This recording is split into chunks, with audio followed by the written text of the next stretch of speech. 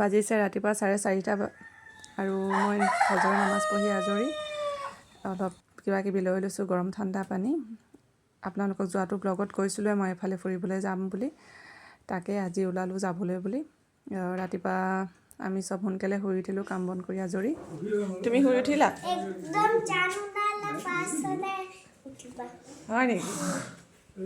আমাৰ মহাৰথী দুইজনো ৰেডি যাবলৈ বুলি, আৰু এয়া মোৰ পাপাও ৰেডি, মা মই সকলোখিনি ৰেডি। একচুৱেলি আমি গৈ আছোঁ কাজিৰঙালৈ।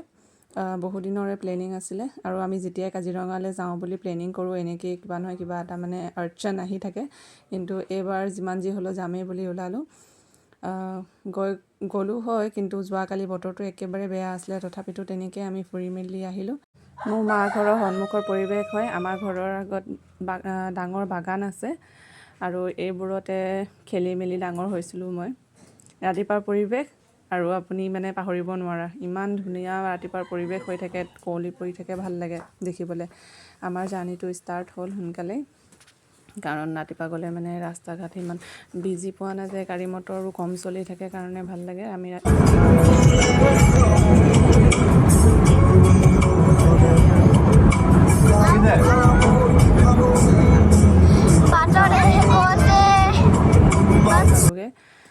সিমান কষ্ট নহ'ল যোৱাৰ সময়ত।